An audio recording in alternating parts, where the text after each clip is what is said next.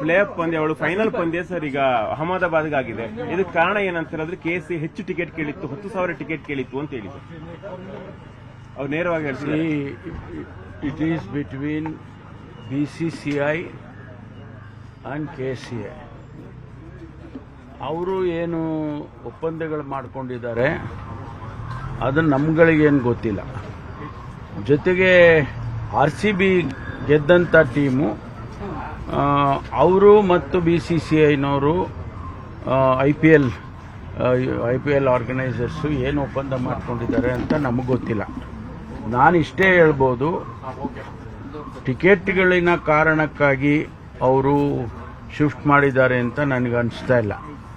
ನನಗೇನು ಅನ್ನಿಸ್ತಾ ಇದೆ ಅಂತ ಹೇಳಿದ್ರೆ, ನಿನ್ನೆನೂ ಕೂಡ ನಾನು ಹೇಳಿದ್ದೇನೆ, ಕಮರ್ಷಿಯಲ್ ಆಂಗಲ್ನಲ್ಲಿ ಅವರು ನೋಡ್ತಾ ಇದ್ದಾರೆ. ಇಲ್ಲಿ 33,000 ಸೀಟಲ್ಲಿ ಒಂದಷ್ಟು ಫ್ರೀ ಪಾಸಸ್ಸು ಟಿಕೆಟ್ಸು ಎಲ್ಲ ಹೋಗ್ತಾ ಇದೆ VIPಗೆ ಅನ್ನೋದು ಬಿಟ್ಟರೆ ಇಲ್ಲಿ ಯಾವುದೇ ತೊಂದರೆ ಅವರಿಗಿಲ್ಲ. ಅವರಿಗೆ ಸೆಕ್ಯೂರಿಟಿಯಿಂದಾಗಲಿ ಅಥವಾ ಅರೇಂಜ್ಮೆಂಟ್ಸಿಂದಾಗಲಿ ಆ ಆಸ್ಪೆಕ್ಟ್ಸ್ ಯಾರೂ ಕೂಡ ಮಾತಾಡ್ತಿಲ್ಲ. ಈಗ 5 ಮ್ಯಾಚಸ್ ಮಾಡಿದ್ದೀವಿ, ಯಾವುದೇ ಒಂದು ಸಣ್ಣ ಘಟನೆ ಕೂಡ ನಡೀಲಿಲ್ಲ. ಆ ರೀತಿ ಮ್ಯಾನೇಜ್ ಮಾಡಿದ್ದಾರೆ ನಮ್ಮ ಪೊಲೀಸ್ ಇಲಾಖೆಯವರು. ನಾವು ಗೌರ್ಮೆಂಟ್ ಸಪೋರ್ಟ್ ಕೊಟ್ಟು ನಾವೆಲ್ಲ ರಿಪೀಟೆಡ್ ಆಗಿ ಮೀಟಿಂಗ್ಸ್ ಮಾಡಿ, ಕಳೆದ ವರ್ಷ ಏನು ನಡೀತು ಅಂಥ ಘಟನೆಗಳು ನಡೀಬಾರ್ದು ಅಂತೇಳಿ ಎಕ್ಸ್ಟ್ರಾ ಕೇರ್ ತಗೊಂಡು ನಾವು IPL ಇಲ್ಲಿಂದ ಹೋಗಬಾರ್ದು ಅಂತೇಳಿ ನಾವು ಅವರಿಗೆ ಅನುಮತಿಯನ್ನು ವಿತ್ ಗ್ರೇಟ್ ಡಿಫಿಕಲ್ಟಿ ಕೊಟ್ಟಿದ್ದೇವೆ. Let me repeat, with great difficulty ಕೊಟ್ಟಿದ್ದೇವೆ. ಯಾಕಂದರೆ ಜಸ್ಟಿಸ್ ಕುನ್ನಾ ಅವರ ವರದಿಯ ಪ್ರಕಾರ so many things they had to do. ಅದರಲ್ಲಿ ಲಾಂಗ್ ಟರ್ಮು ಶಾರ್ಟ್ ಟರ್ಮ್ ಅಂತ ನಾವೆಲ್ಲ ಡಿವೈಡ್ ಮಾಡಿಕೊಂಡು ಇಮಿಡಿಯೇಟ್ ಆಗಿ ಶಾರ್ಟ್ ಟರ್ಮ್ಗೆ ಏನೆಲ್ಲ ಮಾಡಬೇಕು, ಸೇಫ್ಟಿ ಮೆಜರ್ಸ್ ಏನು ತಗೋಬೇಕು ಅವೆಲ್ಲ ಮಾಡಿಸಿ ಇಲ್ಲಿನ ಅನುಮತಿಯನ್ನು ಸರ್ಕಾರ ನಾವು ಕೊಟ್ಟೋ. ಆದರೆ ಅವರು ಅಲ್ಲಿಗೆ ತೊಗೊಂಡೋಗಿ ಶಿಫ್ಟ್ ಮಾಡ್ತಾರೆ ಅಂದರೆ ಕಮರ್ಷಿಯಲ್ ಆಗಿ ಅವರಿಗೆ 1,00,000 ಜನ ಅಲ್ಲಿ ಸೀಟ್ಗಳಿದೆ ಅಂತ ಹೇಳಿ ಹೆಚ್ಚು ಜನ ಸಿಗ್ತಾರೆ ಅನ್ನೋ ಕಾರಣಕ್ಕೆ ಅವರು ಶಿಫ್ಟ್ ಮಾಡಿರೋದು ಅಂತ ನನ್ನ ಅನಿಸಿಕೆ. ಅದು BCCIನವರು ಕ್ಲಾರಿಫೈ ಮಾಡಬೇಕು.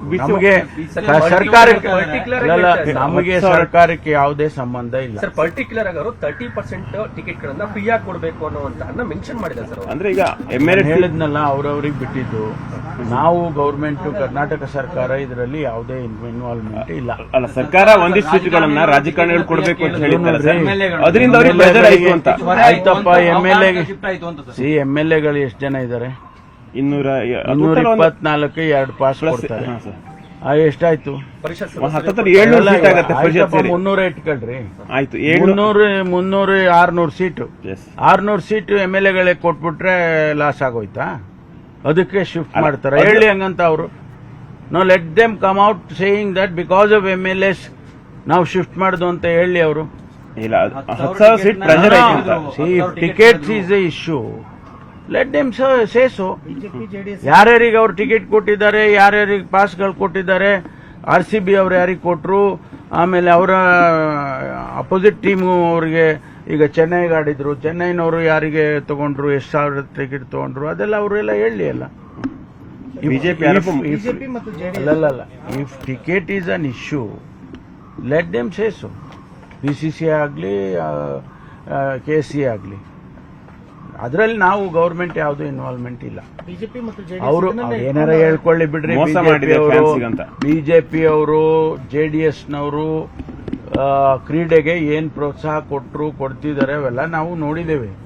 ಆದ್ರೆ ಅವ್ರ ಬಗ್ಗೆ ನಾನು ಕಾಮೆಂಟ್ ಮಾಡಕ್ ಹೋಗೋದಿಲ್ಲ. ನಾನು ಇಷ್ಟೇ ಹೇಳ್ತೀನಿ, BCCIನವರು ಮತ್ತು KCAನವರು ದೇ ಶುಡ್ ಡಿಸೈಡ್. ಆಮೇಲೆ RCB IPL RCB ಅವರೆಲ್ಲ ಡಿಸೈಡ್ ಮಾಡ್ಬೇಕು. ನಮಗೇನು ಸಂಬಂಧ ಇದೆ ಗೌರ್ಮೆಂಟ್ಗೆ?